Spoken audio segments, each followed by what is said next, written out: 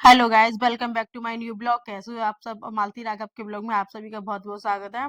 और इधर गाइस मैं सुबह का नाश्ता कराने के बाद बच्चों के दोपहर के खाने के लिए लेके बैठ गई कुछ सब्जी। और सब्जियों में थी आज मेरे पास गोभी और कुछ आलू। तो गोभी आलू को लेके उनके पैत बनाने के लिए मैं बैठ गई। इधर पतिदेव सुबह बैठ के अपना पिछवाड़ा दिखा रहे थे। उनको मतलब नहीं क्या हो रहा है। इधर मैं सब्जी काटती जा रही थी। सब्जी काटते समय ही मैंने कहा चलो कुछ अपने चाय ग्रीन टी के सुत्ते मार लेती हूँ। तो मैंने अपनी ग्रीन टी को गर्म पानी में नहलाया, जब डुबकी लगा लगा के। उसके बाद देखो मेरे बंदर दोनों मेरे आसपास मंडरा रहे थे। ऐसा लग रहा था ये मेरे पास कितनी निगाह रख रहे हैं। और इधर मेरी बेटी आ गई मुझ पर आक्रमण करने के लिए। ऐसा कोई काम नहीं है जो मुझे ये शांति से करने दे। आज तो भाई इन्होंने बच्चों ने पता नहीं क्या कसम खा के बैठ गए थे। सोच पहले से प्लानिंग करके बैठे थे कि आज मम्मी कोई भी काम करेगी तो मैंने परेशान करता रहूंगा भाई से। इधर मैं बार बार अपने ग्रीन टी को गंगा जी में नहला रही थी, गर्म पानी में डुबकी लगा लगा के खूब। तो उसने अपना पूरा जूस उसमें ग्रीन टी में छोड़ दिया। मैंने कहा चलो आराम से पियेंगे, भी बहुत गर्म है। अपने ब्रह्मास्त्र लेके इधर में बैठ गई। मेरे ब्रह्मास्त्र में थे चाकू और कटर।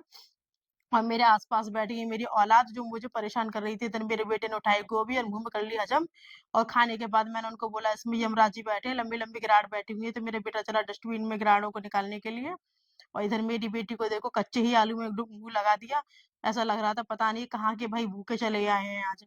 और आज तो इतनी शेर पे सवार होके आए थे ये लोग, जैसे गाना है ना, शेर पे सवार होके आजा शेर वाली है। ऐसे मेरी बेटी आज सवार होके बैठी थी कि आज मम्मी को कुछ नहीं करने दूंगी। और इधर मेरी बड़ी बेटी बोलती है सब्जी बाद में काटना, पहले मुझे इसका डंठल काट के दे दो। तो भाई इसके डंठल मैंने भी बहुत खाए थे, मेरे बचपन में मैंने बहुत खाए थे। बचपन में क्या, मैं तो बुढ़ापे में अब भी खाती हूँ। अगर मेरे घर पे जितनी गोभी आती है, अगर 1 किलो गोभी है तो उसमें आधा किलो डंठल तो निकल ही आते हैं। तो आधा किलो डंठल सारे मेरे पेट में समा जाती हैं। तो अपने डंठल को मैं निरंतर अपने ठूसती रहती हूँ।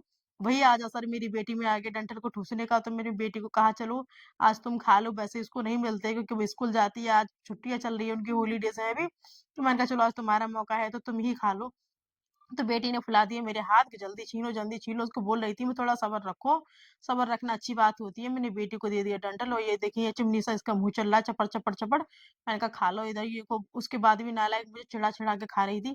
ये देखो ये देखो ये देखो। मैंने कहा खा लो, चलो मैं तो हमेशा ही खाती हूँ। इधर मेरा बेटा लेके आ गया आलू भंडारा कराने के लिए। ऐसा लग रहा था आज है ना नवरात्रि में ये भंडारा कराने वाला है। मैंने उसको बोला इतने आलू का क्या करोगे, थोड़े बहुत मैं आलू ले आई हूँ। उधर उनके पापा बंदर से झांक रहे थे पीछे से। तो मैंने बोला बेटा इतने आलू का करना क्या है? तो बोला आज मुझे आलू फ्राई कराना है। आप गायों को बना के देती हो ना फ्राई आलू मसाला डाल के, मुझे आज वही आलू खाने। इधर मेरे पतिदेव चला रहे थे मोबाइल भांगड़ा। मैं और मेरा बेटा मेरी फौज पूरी भांगड़ा करने लगे आलू छीनते छीनते। कुछ ने बस बैठे बैठे पेट मटका रहे थे। और इधर गोभी को काटते काटते काटते भाई मेरी बेटी बोली मुझे भी थोड़ी गोभी दे दो। मैंने कहा तुम भी खा लो, इसमें फिर से यमराज जी बैठे हुए हैं। मेरी बेटी ने गिराड़ का यमराज जी का नाम सुन के फिर से गोभी छोड़ दी। और इधर मेरी बेटी देखो कटर लेके बैठ गई कि आज तो आलू मैं ही छीनूंगी। एक लेके ब्रह्मास्त्र, दूसरा चाकू लेके कि आज के जो भी आलू उनको मैं छूनूंगी। बेटा भी लेके बैठ गया दूसरा कटर के, आज मैं छीनूंगा। मैंने भाई आज तो ऐसा लग रहा है भांगे गोली खा खा के बैठे हैं। आज मेरा काम करना मुश्किल है। मेरे सामने केवल दो ही सब्जियां थी, एक गोभी और एक आलू। लेकिन फिर भी ऐसा लग रहा था कि पता नहीं मैं आज इसमें से क्या क्या काटूं। दो सब्जियों ने कंफ्यूज कर दिया क्योंकि बच्चे इतना घुमा रहे थे कि मैं क्या, किसी ने कटर छीन लिया मेरे हाथ में से, किसी ने चाकू छीन लिया। और पति देव को तो मतलब ही नहीं है, वो तो अपना पिछवाड़ा ही दिखा रहे थे आराम से। कॉमेडी वीडियो देखते देखते पिछवाड़ा दिखाई जा रहे थे। इधर बेटी ने कच्चे आलू में लगा दिया मुंह। तो आलू को चबा के मुलायम करके वो कह रही थी मैं इसी में डाल दे रही, पकाने में ज्यादा देर नहीं लगेगी। पर मैंने कहा नहीं बेटा हमारे पास गैस भरपूर है, तो आप अपना पका हुआ आलू अपने पास रखिए। मैंने पीछे फेंका उसके आलू और अपनी सब्जियों को काटने के लिए मैं चल दी इधर। लेकिन ये मेरी औलाद कहाँ देने वाली है मुझे चाकू वगैरह। और इधर मेरी बेटी आ गई मेरी छाती पे सवार होने के लिए, मुझे झूला झूला दो। पर चलो बचपन अब झूलो झूला के पहिया के, जब बूढ़े हो गए तुम्हारी हड्डियां ये काम नहीं करेंगी। अभी झुलाने का समय है तो झूल लो अच्छे से। तो बेटी देखो कितनी किलकारियां मार मार के झूल रही थी। कभी हमारे भी दिन थे, लेकिन अब तो नसीब में भी नहीं है। माई के साल भर में भी ढंग से जा पाने, एक रात के लिए जाते हैं, वो भी पिछवाड़ा दिखा के वापस आ जाते हैं। इधर बेटा मेरा आलू छीनते जा रहा था, धका धक आलू। मैंने कहा भाई अब तो बस कर दे। बोल रहा था अब नहीं मानूंगा, ये देखो मुंह इसके ऐसा लग रहा था शॉट लग गए हैं इसमें करने वाले, पता नहीं कहाँ से इतना वायरस फैल रहा है उदम करने का। और आलू छीनने का तरीका देखो कितनी स्पीड से, वाई वाई वाई वाई। बस बस बस बस बस।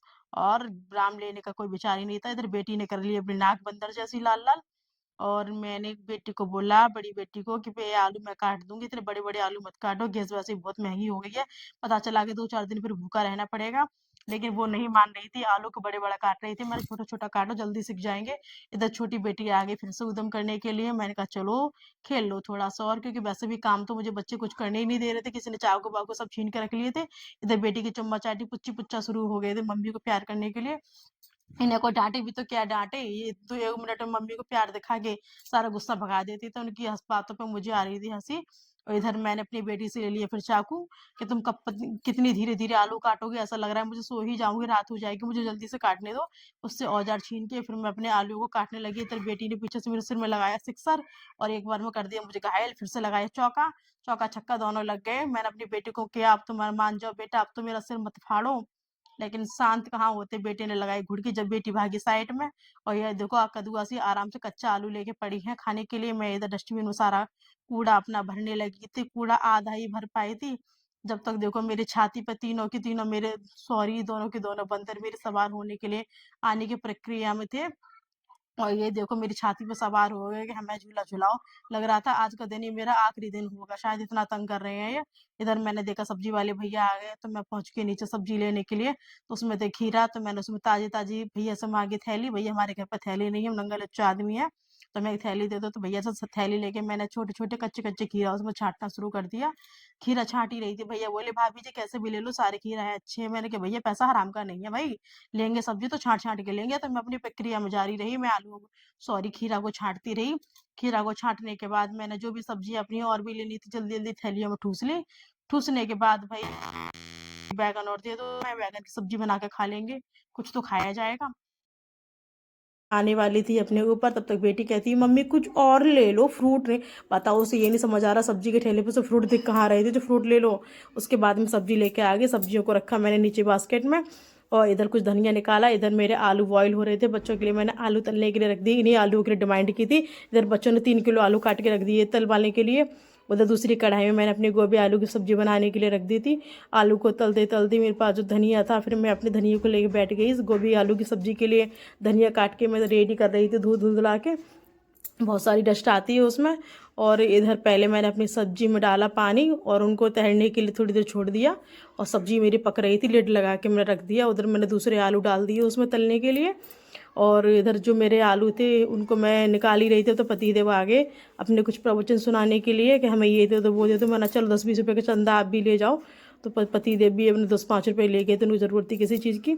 इधर मैं अपने बेटों के लिए बच्चों के लिए प्लेट सजाने लग गई, तो प्लेट में थे आलू और इधर बच्चों के लिए मैं पूछ रही थी क्या डालूँ इसमें, मैगी मसाला क्या, बच्चे बोले नहीं चाट मसाला डालो। तो हल्का सा इसमें मैंने तीनों बच्चों की प्लेट में डाले चाट मसाला, उसके बाद थोड़ा सा मेरे पास बचा था मैगी मसाला, तो अपने मैगी मसाला को भी मैंने इसके ऊपर से बुरक दिया। तो बेटी कहती है मैं नहीं खाऊंगी, मैंने कहा खाना तो पड़ेगा, अब जो रेडी हुआ है वो खाना पड़ेगा।